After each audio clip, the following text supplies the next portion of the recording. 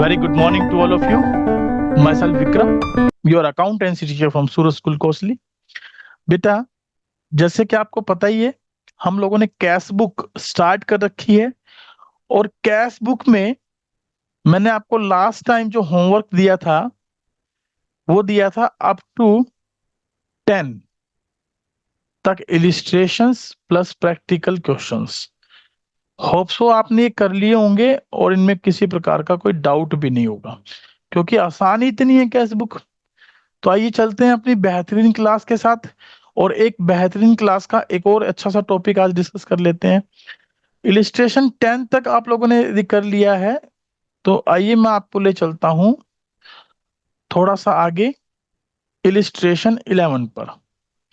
ठीक है, इलिस्ट्रेशन 11 पर। इलिस्ट्रेशन 11 को मैं आप लोगों के साथ डिस्कस करने वाला हूं। देखिए जरा, इसको मैं आप लोगों के साथ डिस्कस करूंगा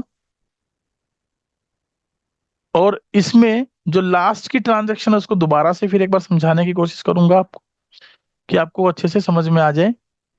थोड़ा सा इधर गैप कर लेते हैं। हाँ, ये लीजिए, जनवरी का महीना है, 2023 है, डेट आपके सामने है। क्वेश्चन छुपा देते हैं, वैसे दिखा देते हैं एक बार। ये लीजिए, कैश बुक बनाएंगे कैश एंड बैंक की।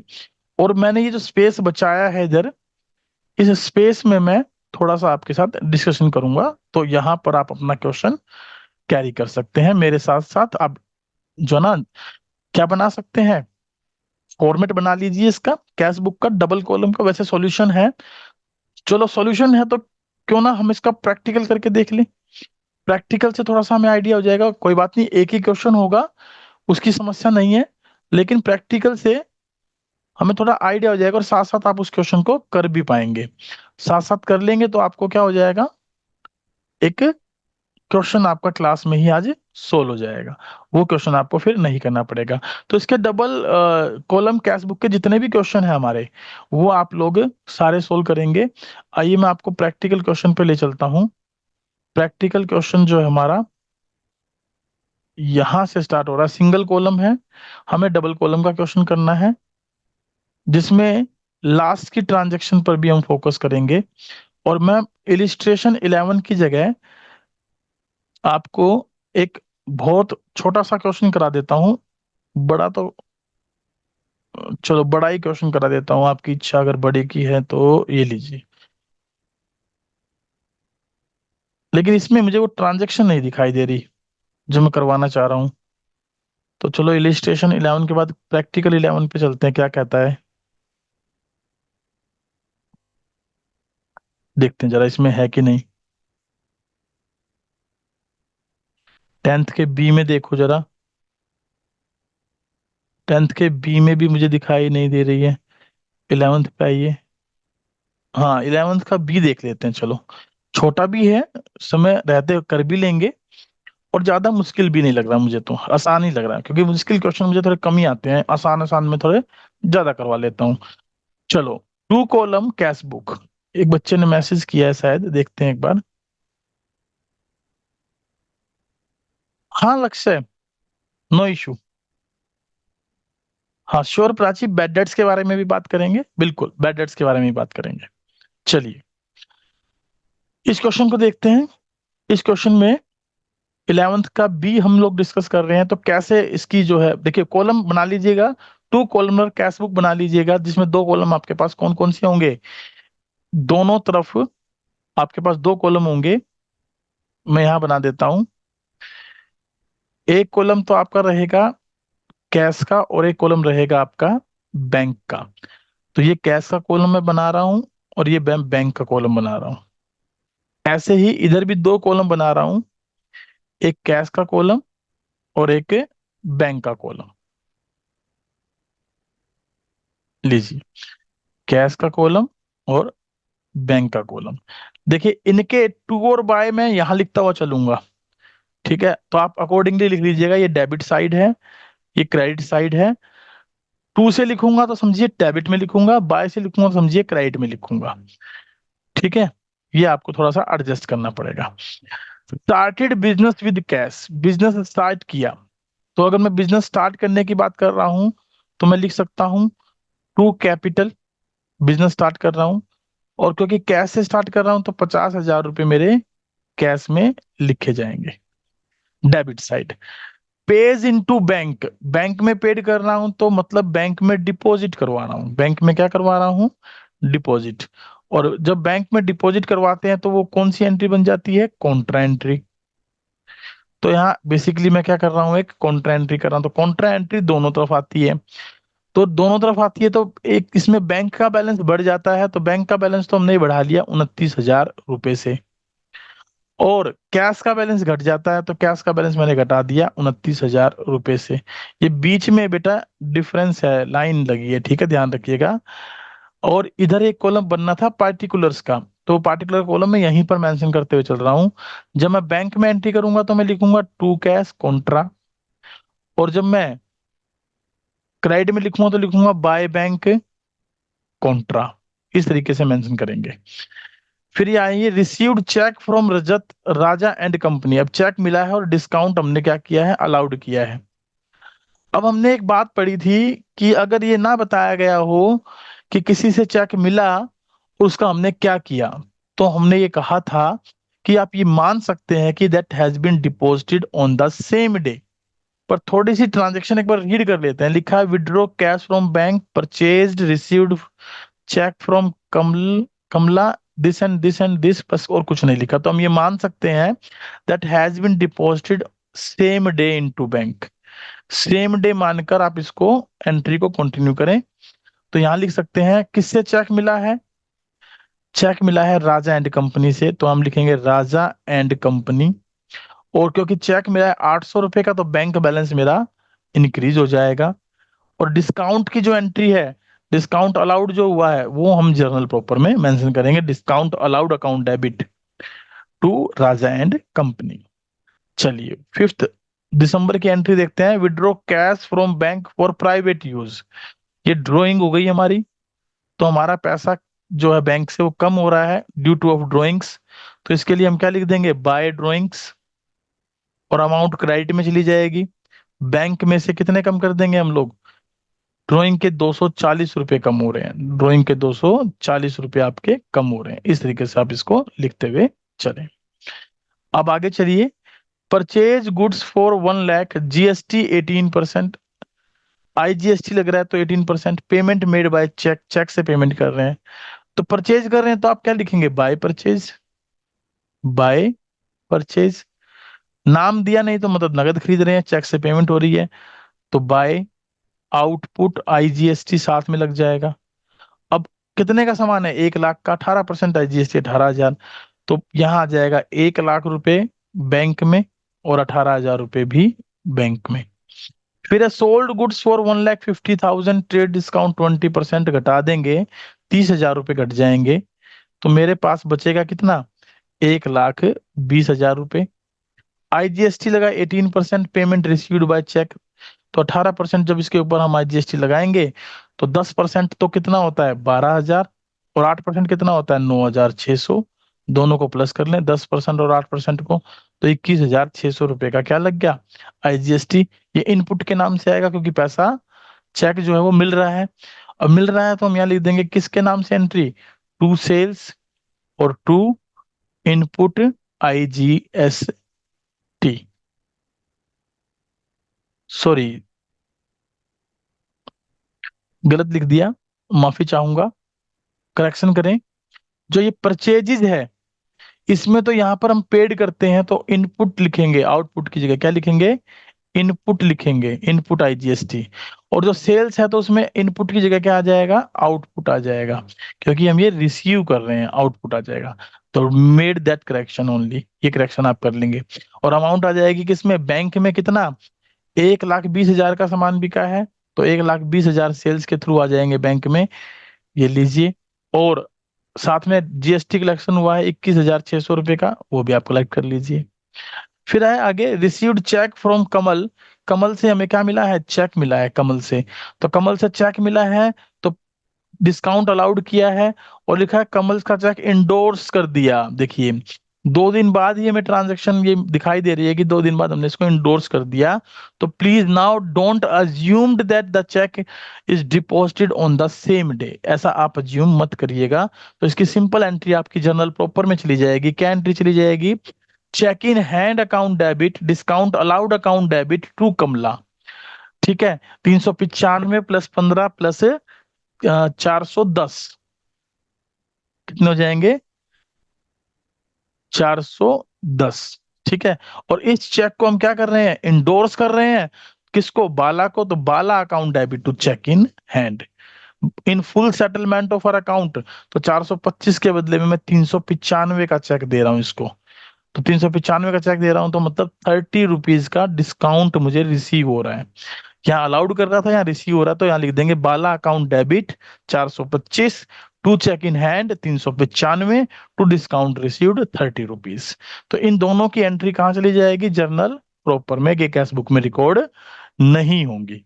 ना ये रिकॉर्ड होगी, ना ये रिकॉर्ड होगी। कल हमने टॉपिक डिस्कस किया था इसके ऊपर, वो वीडियो आप देख सकते हैं अगर समझ में ना आया हो तो। Paid rent by cheque, cheque से रेंट पेड कर रहा हूं तो आप सिंपल लिख देंगे बाय रेंट। और पैसा आपका चेक से जा रहा है तो हम बैंक में लिख देंगे कितने रुपए? ये है हमारे 1000 रुपए। कितने रुपए हैं ये? देखिए 1000 रुपए ना, हाँ 1000 रुपए हैं। तो 1000 रुपए आप यहाँ पर मेंशन कर देंगे। लीजिए 1000 रुपए मैं यहाँ पर मेंशन कर देता हूँ। डिपॉजिटेड इनटू बैंक, इसको सबसे आखिरी में देखेंगे। अब इसका काम बाद का है। अब उसके लिए मुझे पहले क्या करना पड़ेगा? सारे बैलेंसेस को टोटल करना पड़ेगा। सारे साइड को टोटल कर लो। इधर के सारे कॉलम टोटल किए तो ये केवल कितना आया? 50,000। इधर का टोटल किया तो कितना आया? 1,20,000, 1,41,46,600, 1,41,600 प्लस में 800, 1,42,400, 1,42 और 9, 1,51,400, 1,51 और 20, 1,71,400। ये बैंक का टोटल हो गया डेबिट साइड का।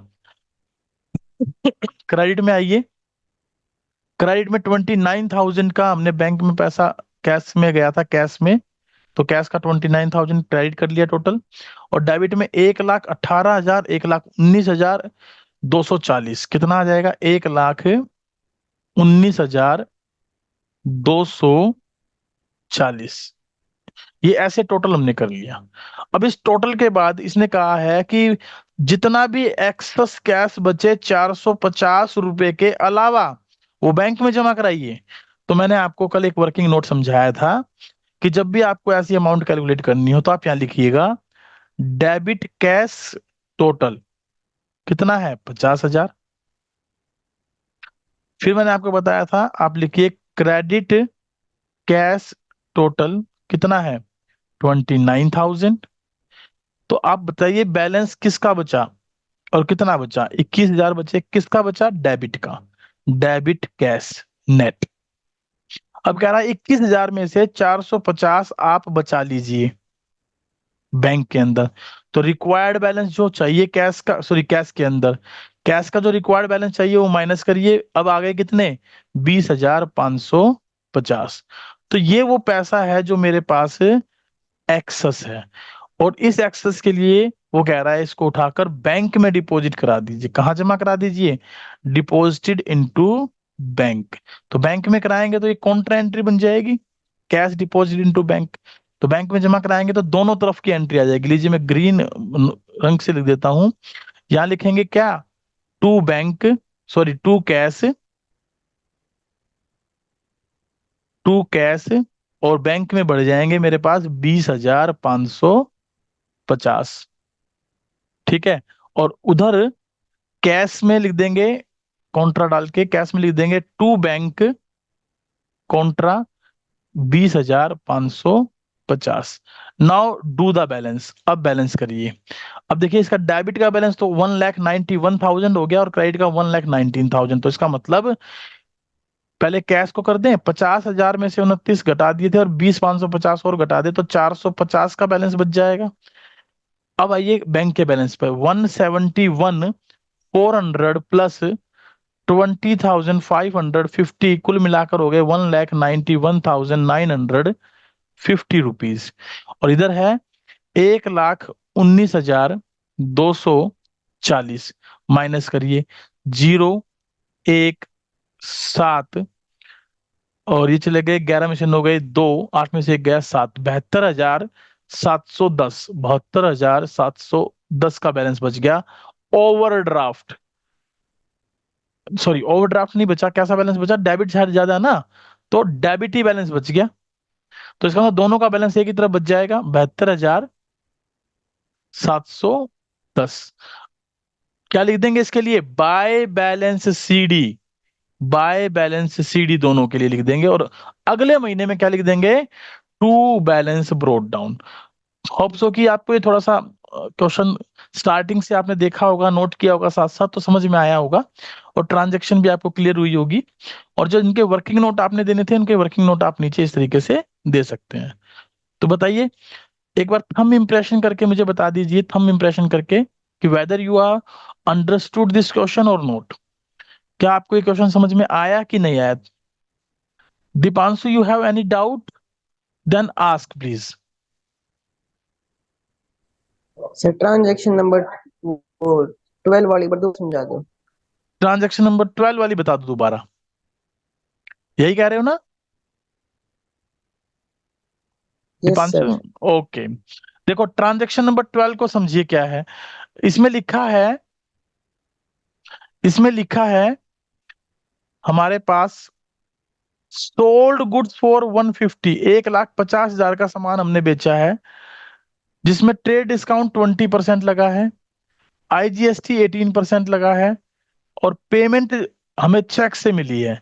तो हमने कितने का सामान बेचा, 1,50,000 का। मैं यहाँ ले चलता हूँ थोड़ा सा आपको, यहाँ आप मेंशन करिए, गुड्स जो बेच रहा हूँ, सोल्ड कर रहा हूँ, वो 1,50,000 की कर रहा हूँ, जिन पर मैं ट्रेड डिस्काउंट अलाउड कर रहा हूँ 20%। तो मतलब 30,000 का ट्रेड डिस्काउंट मेरा लग रहा है। तो मेरे पास नेट सेल वैल्यू आ गई 1,20,000। इतने रुपए मैंने गुड्स सेल की हैं, जिस पर आईजीएसटी लग रहा है। और सेल्स पर आईजीएसटी क्या होता है, कलेक्शन होता है, तो आउटपुट लग जाएगा, आउटपुट लग जाएगा एट द रेट ऑफ 18%। अब 18% मुझे इसका कैलकुलेट करना है। तो आप चाहें तो 1,20,000 मल्टीप्लाइड बाय 18/100 कर लें, तो आपका 21,600 रुपये आ जाएगा। या अल्टरनेटिवली जैसे मैं करता हूं, आप वैसे कर लें। 18% में आप चाहें तो उसको 20% मान के कैलकुलेट कर लें। 20% कितना हो जाएगा, 24,000। और 2% कितना हो जाएगा, 2,400। तो 2,400 आप माइनस कर दें 20% का, तो ये 21,600 बच जाएगा। या फिर 10% निकालने कितना, 12,000। और 8% निकालने कितना, 9600, क्योंकि ये टेबल तो मुझे आती है इसलिए। तो 21,600 जैसा आपका मन करे वैसे करें। तो कुल हम जो अमाउंट की एंट्री करेंगे, 1,41,600 रुपए की करेंगे। अब इसकी एंट्री कैसे हो जाएगी, टू सेल्स लिखूंगा मैं, और टू आउटपुट आईजीएसटी लिखूंगा मैं। ये आ जाएगा 1,20,000 का सामान, 21,600 रुपये का। और ये किसके थ्रू आएंगे, मेरे पास चेक के थ्रू। तो बैंक अकाउंट में डेबिट कर लूंगा, बैंक में एंट्री आ जाएगी 1,41,600 रुपये की। जरा बताइए मुझे एक बार, क्या आपको ये ट्रांजैक्शन क्लियर हो गई Deepanshu? Okay, yes sir. Okay. कोई और बच्चा, किसी को कोई डाउट हो तो कैन रेज हैंड, मैं डाउट थोड़ा सा आपका क्लियर कर दूं। अदरवाइज अगर आपको एक क्वेश्चन सबको क्लियर है तो गिव द थंब इम्प्रेशन।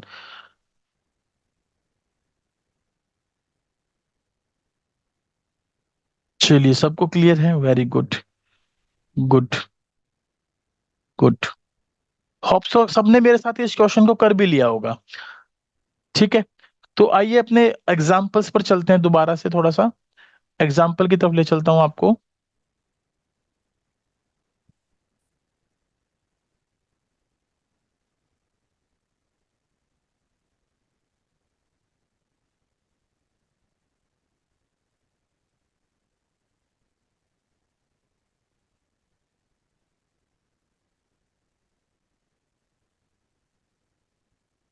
ये हमारा एग्जाम्पल का पॉइंट यहाँ पर, हाँ, इलिस्ट्रेशन 11 हमने की थी, प्रैक्टिकल हमने किया था। इलिस्ट्रेशन 11 आपने देख लिया होगा, देख लेंगे। अब इलिस्ट्रेशन 12 को अगर मैं आप लोगों के साथ डिस्कस करूं, तो देखिए यहाँ पर आप इसको कैसे डिस्कस करेंगे। यहाँ एक पॉइंट मैं थोड़ा सा डिस्कस करने से पहले समझा देता हूँ। इसमें मुझे लग नहीं रहा है कि कहीं बैड डेट्स की कोई एंट्री इसमें होगी। Bad debts, bad debts, bad debts दिखाई दिया नहीं मुझे। चलो कोई बात नहीं, मैं पहले बैड डेट्स को समझा रहा हूँ। देखिए, देखो बेटा, अगर बैड डेट्स की बात आती है तो देखो कैसे ट्रांजैक्शन इंटरलिंक्ड होंगी। पहली एंट्री आपको मिलेगी गुड्स के बेचने की, गुड्स सोल्ड टू, मान लेता हूं मैं मिस्टर विक्रम को गुड्स बेच रहा हूं। लीजिए, विक्रम को गुड्स बेच दी 10,000 रुपीज की। अब उधार में बेच रहा हूं तो इसकी उधार की एंट्री जर्नल प्रॉपर में जाएगी, कैश बुक में ये एंट्री नहीं आएगी। एक बात। दूसरे नंबर पर, अब मिस्टर विक्रम आकर मुझे कह रहे हैं कि मेरे पास पैसे नहीं है, मैं केवल अपनी पूरी संपत्ति को बेचकर आपको 1 रुपए में, रुपए 1 में केवल 40 पैसे दे सकता हूं। 40 पैसे दे सकता हूं। या आप यूं कहें कि I can only pay 40% only, 40% दे सकता हूं। तो मतलब 1 रुपए में 40 पैसे का मतलब 40% ही होता है, क्योंकि 1 रुपए में पैसे कितने होते हैं, 100। तो 40/100 गुना 100, तो 40% आ जाएगा। 40% दे सकता हूं, तो इसका मतलब मुझे विक्रम से लेने थे 10,000 रुपए, और उसका 40% वो मुझे दे पा रहा है। तो कितने परसेंट वो मुझे नहीं दे पा रहा है, 60% नहीं दे पा रहा है। तो 60% बनेगा कितना, 6,000। 40% कितना बनेगा, 4,000। तो ये तो मुझे कैश मिल जाएंगे, और जो नहीं मिल रहे हैं उसको मैं बोल दूंगा क्या, बैड डेट्स। उसको मैं बोल दूंगा बैड डेट्स। तो इसकी जब जर्नल एंट्री आप करोगे तो ऐसी एंट्री बनती, कुछ आपको कैश मिलेगा 4,000, कुछ आपके डूब गए, लॉस हो गया, तो बैड डेट्स डेबिट 6,000। टोटल किसके थे पैसे, किससे लेने थे, विक्रम से, तो विक्रम से अकाउंट 10,000। लेकिन मैंने आपको ये बताया, जब कैश बुक बनाते हैं तो कैश की एंट्री को डायरेक्ट कहाँ लिखते हैं, कैश बुक में। तो अब जो रिमेनिंग एंट्री बची वो क्या बची, bad debts account debit to Vikram's account. अब 10 में से 4 तो मैंने कैश बुक में लिख दिए, तो यहाँ 10 की जगह कितने रह जाएंगे, 6,000। तो ये एंट्री मेरी कैश बुक में रिकॉर्ड नहीं होगी। ये कहाँ रिकॉर्ड होगी, जर्नल प्रॉपर में रिकॉर्ड होगी। तो होप सो कि आपको ये बैड डेट्स वाला पॉइंट समझ में आया होगा। एक बार हम इंप्रेशन दे के बता दीजिए, क्या बैड डेट्स वाला पॉइंट समझ में आया। प्राची ने पूछा था ये टॉपिक, प्राची ही मुझे दिखाई नहीं दे रही, कहाँ है, गायब हो गई क्या। दीपांशु, प्लीज आस्क, कि क्या डाउट है बेटा आपका, बताओ। चलिए एक बार फिर बता दो, समझ में नहीं आया। ओके, देखो बेटा, मैंने इसमें क्या बताया है कि जो बैड डेट्स वाली अमाउंट है, बैड डेट्स वाली अमाउंट, उसकी एंट्री कैश बुक में आएगी कि नहीं आएगी, ये मैं टॉपिक डिस्कस कर रहा हूँ।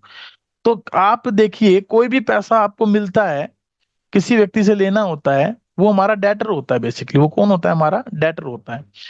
तो डेटर से मुझे जो पैसे रिसीव करने होते हैं, मान लेता हूं मुझे किसी डेटर से 20,000 रुपये रिसीव करने हैं, लेकिन डेटर कहता है कि I am not able to make the payment, आपको पैसा देने के लिए लायबल नहीं हूं, और वो बस इतना कह के छोड़ दे, तो इसका मतलब सारा का सारा पैसा नहीं मिला, और सारा नहीं मिला तो एंट्री में चला जाएगा मेरा loss, bad debts account debit, ये लॉस हो जाएगा।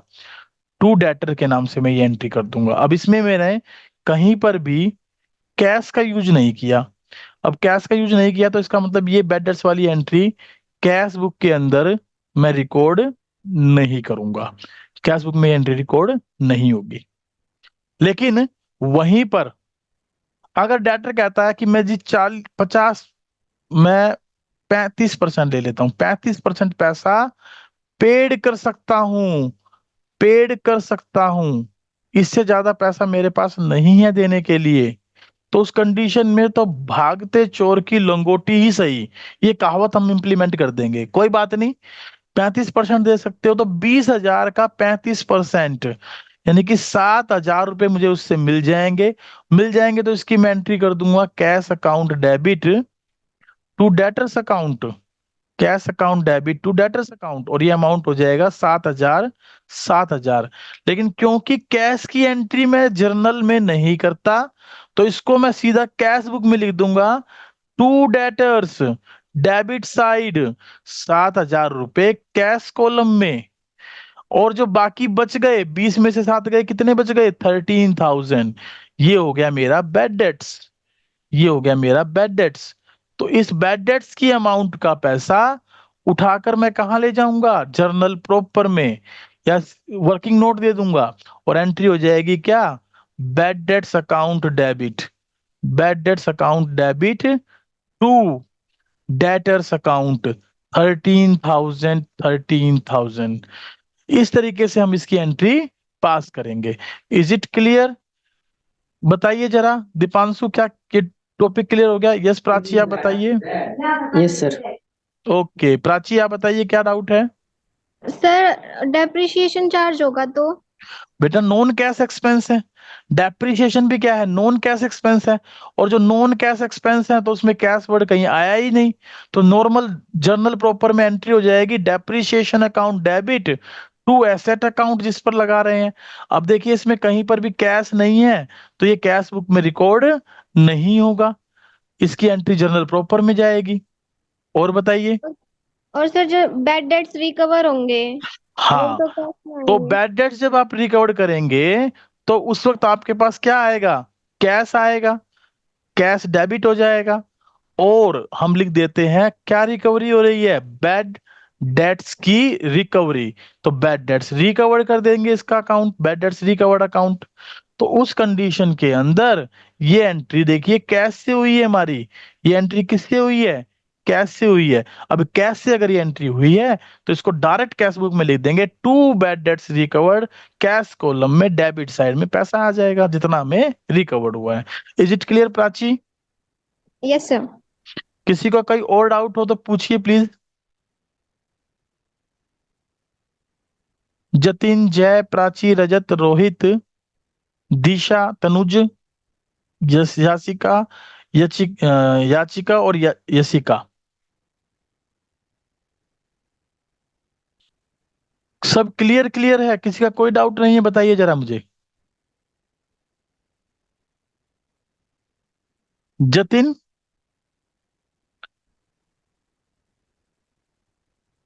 यशिका, याचिका, आप बताइए। अगर क्लियर तो हम इंप्रेशन दीजिए सभी।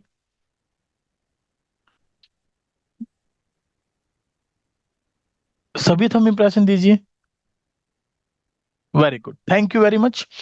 चलिए थोड़ा सा आगे बढ़ा चलता हूं आप लोगों को, थोड़ा सा आगे ले चलता हूं टॉपिक में। देखिए मैं क्वेश्चन हालांकि डिस्कस करने वाला था, लेकिन अब मैं होप सो कि क्लियर हो गया तो डिस्कस ये नहीं करूंगा। मैं देखता हूं कहां तक ये क्वेश्चन हमारे कंटिन्यू होते हैं। हमारे ये क्वेश्चन कंटिन्यू कहां तक होते हैं डबल कॉलम कैश बुक के डबल कॉलम कैश बुक के क्वेश्चन है जिनमें, जिन ट्रांजेक्शन्स में बेटा, जिन ट्रांजेक्शन्स में आप लोगों को डाउट लगे, तो मेरी हाथ जोड़ विनती है कि आप क्वेश्चन करके जरूर देखें। क्वेश्चन करके देखेंगे तब तो डाउट आएंगे, और डाउट आएंगे तब आप मेरे से पूछ पाएंगे। तो 14 तक देखिए, 14 तक हमारे जो क्वेश्चन थे वो किससे संबंधित थे? ओहो कहाँ चला गया? 14 तक जो क्वेश्चन थे वो किससे रिलेटेड थे? डबल कॉलम कैश बुक से, डबल कॉलम कैश बुक से संबंधित है। और उसके अलावा उसके बाद यानी कि नेक्स्ट टॉपिक हमारा क्या आएगा? Petty cash book. तो होप सो कि पैटी कैश बुक के बारे में मैं जो भी बातें हैं वो कल ही डिस्कस करूं तो ज्यादा अच्छा है। 14 तक आप लोगों का होमवर्क डाल देता हूं। 14 तक आपका होमवर्क क्या रहेगा? 14 तक प्रैक्टिकल क्वेश्चन, 14 तक और इलिस्ट्रेशन 14 तक आप लोग डबल कॉलम कैश बुक तक के सारे क्वेश्चन कंप्लीट कर लें, सारे क्वेश्चन कंप्लीट कर लें। कल क्या है? कल क्या है? चलो मुझे बताओ कल क्या है? लीजिए अनम्यूट कर दिया आप। कल क्या है बताइए सभी। Sir Sunday. कल संडे है, वेरी गुड। तो कल क्लास नहीं होगी। तो नहीं होगी तो कल का पूरा दिन आप यूटिलाइज कर सकते हैं। देखिए आपके पास ना एडिशनल क्वेश्चंस भी हैं बेटा, वो भी ट्राई करके देखना, एक्सरसाइज को भी स्टडी करना। कल मैं कैश बुक पर up to double column cash book तक का एक क्विज ऑर्गेनाइज करूंगा, उसके क्वेश्चंस डिस्कस करूंगा यूट्यूब पे। तो मेरी रिक्वेस्ट है कि आप अगर यूट्यूब ज्वाइन कर लें तो ठीक है, नहीं करें तो बाद में उस वीडियो को जरूर देख लें, ठीक है। होमवर्क पता लग गया, क्लास को वाइंड अप कर दूं। Yes sir. और कल मैंने एक पेरेंट्स टीचर मीटिंग के लिए एक बात की थी, क्या कल आप लोग तैयार हैं? अगर मॉर्निंग में मैं 8 बजे क्लास को ज्वाइन कर लूं तो पेरेंट्स टीचर मीटिंग के पेरेंट्स से एक बार डिस्कशन कर लूं। चलिए मैं अकेला ही होऊंगा, ममता मैडम और ललिता मैडम के बिहाफ पर मैं ही आपसे डिस्कशन कर लूंगा कि क्या चल रहा है। अदरवाइज अगर तैयार नहीं हो तो कोई बात नहीं है, मुझे आप इंडिविजुअली मैसेज कर दें ताकि मुझे पता रहे कि भाई आप लोग जो जो तैयार हैं, तो मैं उनके साथ एक कम्युनिकेशन कर सकूं पेरेंट्स का। तो पापा या मम्मी घर पर होंगे तो किन्हीं के साथ भी कम्युनिकेशन हो जाएगा, कोई बात नहीं है। चलिए आज की क्लास को वाइंड अप करते हैं। Thank you very much, bye bye, take care, have a good day.